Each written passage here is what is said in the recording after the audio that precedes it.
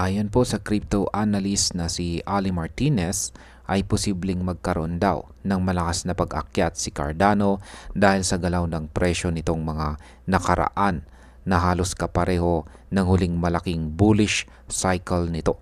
Ibig sabihin ay may mga palatandaan na muli itong pwedeng sumabog pataas sa market kung magpapatuloy ang kasalukuyang pattern. Kaya yan po ang siyang ating pag-uusapan sa video na ito. Pero bago po tayo magpatuloy ay pakibasa na lamang po muna ang disclaimer dito po sa ibaba ng ating screen. Ayan, simulan po natin sa kung ano po ang nakikitang pattern ni Ali Martinez dito kay Cardano. Ibinahagi po ni Martinez sa X ang isang weekly chart ni ADA kung saan makikita na parang inuulit lang nito ang galaw noong taong 2020 rally. Ngunit sa pagkakataong ito, mas mabagal po ang pagbuo ng pattern. Kung susundin ang dating galaw, posible pa rin ang malaking pagtaas kahit mabagal ang simula. Kapag nasundan talaga ang dating pattern, maaari pong magdulot ito ng hype at dagdag buying pressure sa mga traders. Nasaan naman ang presyo ni Cardano ngayon kumpara sa Fibonacci retracement levels? Sa kasalukuyan ay nasa 0.8126 ang presyo ni ADA. Tumaas ito ng 2% sa loob ng isang araw at 11% naman sa nakalipas na linggo. Ito ay malapit na sa 0.5 Fibonacci retracement level sa presyong 0.853 na midpoint mula sa all-time high na $3.099 noong September 2021 at sa cycle low na 0.2348 noong taong 2022. Kapag nalampasan ni ADA ang presyong 0.853, maaari pong magkaroon ng dagdag na lakas ang bullish momentum. Ano naman po ang pinakamalapit na support level na dapat po nating bantayan? Kung babagsak po si ADA, ang pinakamalapit na support ay nakaabang sa presyong 0.629. Kapag hindi po ito na-hold or nanatili, may posibilidad na bumagsak ito muli sa cycle low na 0.2348.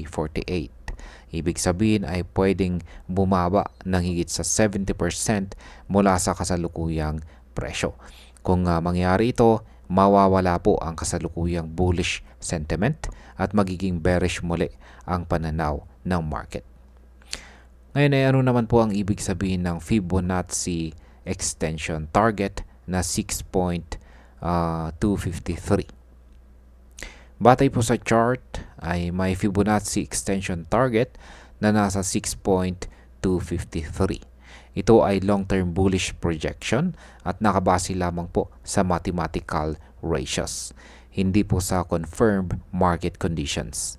Kapag umabot po si ADA sa target na ito, ibig sabihin ay may halos 670% potential gain mula sa kasalukuyang presyo. Pero dapat po nating tandaan na ito ay projection lamang at hindi po ito garantiya. Gaano naman kalaki ang binagsak ni Cardano bago bumalik sa kanyang pag-akyat? Noong mula sa all-time high nito na 3.099 noong September 2021, bumagsak po si ADA ng mahigit 92% bago bumaba sa presyong 0.2348.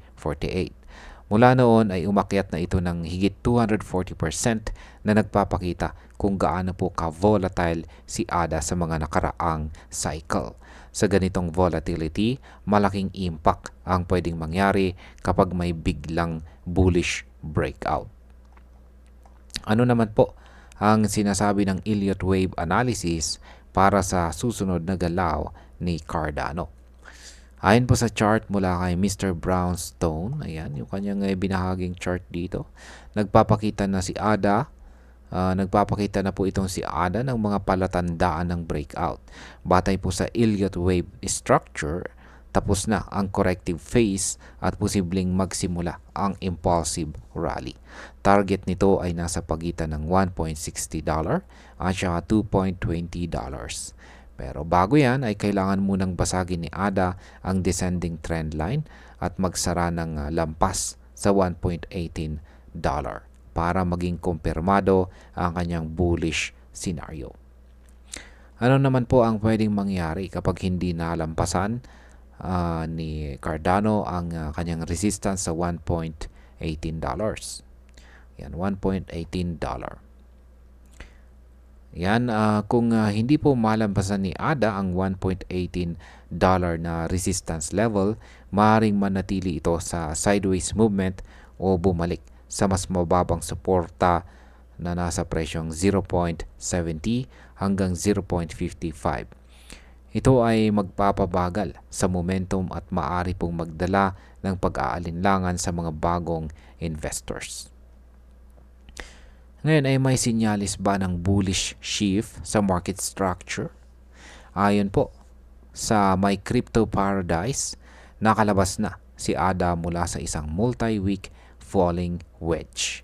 Ito ay bullish signal na nagpapahiwatig ng posibleng market shift. Target nito ay nasa 0.95. Ngunit kailangan na panatilihin. Kailangan na panatilihin ang presyo sa itaas na 0.73 to 0.50 support para hindi po masira ang bullish structure.